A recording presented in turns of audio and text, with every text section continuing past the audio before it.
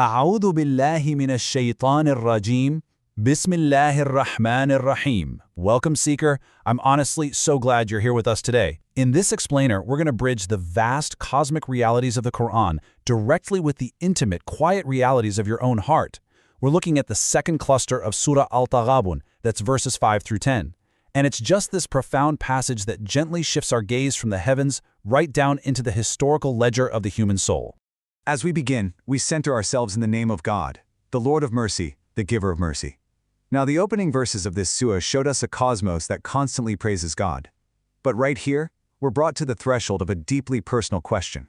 What happens when we choose to live as if that divine reality just wasn't true? Let's approach this exploration with real humility, moving together from the cosmic eye into the reflective space of our own spiritual accounting. Section 1.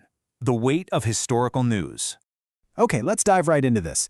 The surah pivots here from how we know things, epistemology, to how we remember things, history. It takes that cosmic vision we've established and projects it onto the human story. The Qur'an asks this perennial, almost haunting question in verse 5. Have you not heard about those who disbelieved before you? It's a gentle but absolutely piercing inquiry. It's asking us to look at the moral patterns of past nations not just as distant, dusty stories, but as a mirror reflecting our very own choices today. Now, the Arabic word used here for news is neba, and notice how the great scholar al-Tabari defines this. He distinguishes neba from just ordinary everyday news. Neba is a weight-bearing report. It's news of such immense moral consequence that if you truly hear it, your entire life is altered. You see, the Quran treats history like moral physics. Certain actions reliably yield certain consequences. So it's asking us, has this heavy, life-altering news actually arrived in your heart yet? To really grasp this, we have to look at both the outer and inner realities. On the surface, what we call the zahir, we see collective memory. We see the historical record of past nations facing the bitter harvest of their actions.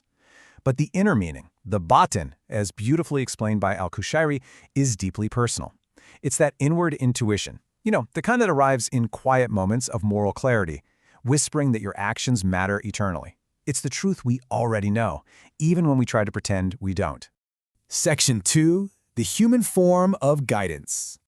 So this brings us to verse 6, which tackles a timeless obstacle on the spiritual path, our intense human resistance to receiving guidance through ordinary, flawed human beings.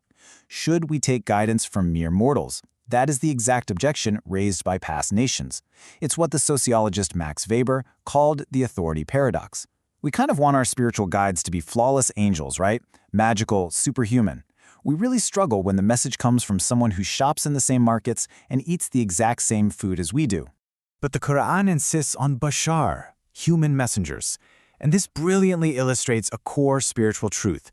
As al-Qurtubi notes, God choosing a human messenger isn't a compromise at all. It's the curriculum. A guide has to live an imitable life so that we can actually imitate them. Sa'al al-Tustari reminds us on the Sufi path, if you demand your teacher be an angel without flaws, you won't have a guide, you'll just have an idol. Receiving guidance from a human, with all their humanness, well, that's the ultimate test for our own ego. The crucial point here is grounded in the twin divine names mentioned in the verse, Ghani and Hamid. Al-Ghazali teaches that recognizing God as Ghani, completely self-sufficient, cures our spiritual arrogance. We realize we aren't doing God a favor by praying. He literally doesn't need our worship. But when paired with Hamid, praiseworthy, it becomes this incredibly tender invitation. The one who does not need us is intrinsically beautiful and worthy of our love. Our worship doesn't enrich him. His reception of our worship enriches us. Section 3. Interrupting the denial of death. Let's move to verse 7 and see how this builds. Here, the surah addresses something deeply, deeply embedded in the human psyche, the ritualistic and cultural denial of resurrection. The disbelievers claim they will not be raised. And modern psychology, like Ernest Becker's work on the denial of death, mirrors this perfectly.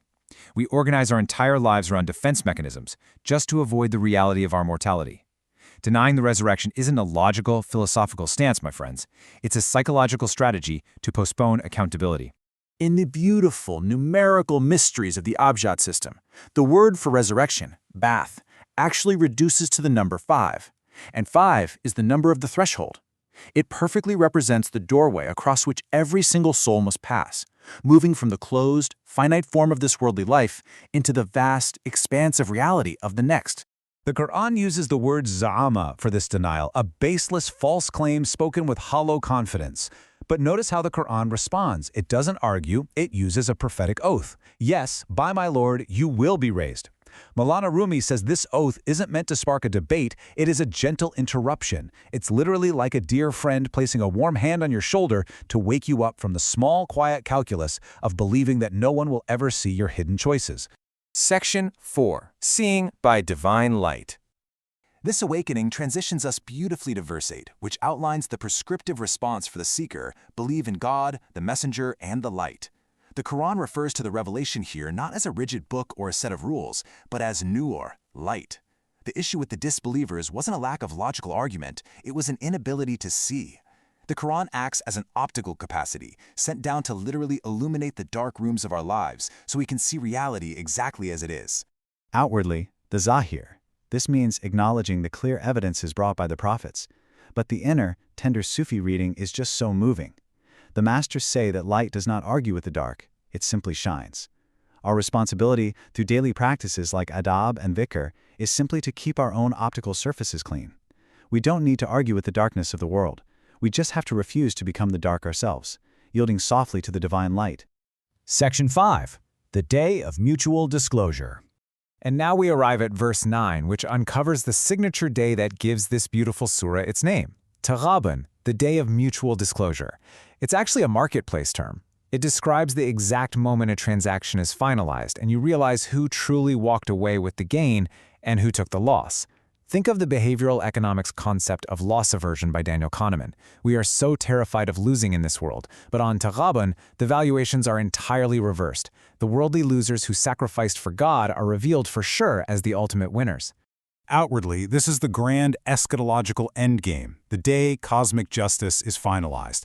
But inwardly, Ibn Arabi teaches that Taghābun is happening right now.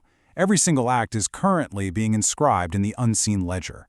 This is exactly why the seeker practices muraqabah, vigilant watchfulness. It is the willing, daily rehearsal of honest accounting in the present moment.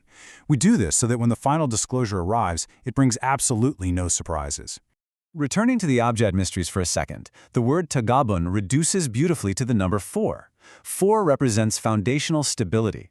It actually shares this exact digital root with Nur, which means light, and Jannah, the garden. It tells us that this day of disclosure isn't chaos. It's the moment the true, stable foundations of reality are finally made visible to everyone. Section 6. Wisdom for the Seeker's Heart.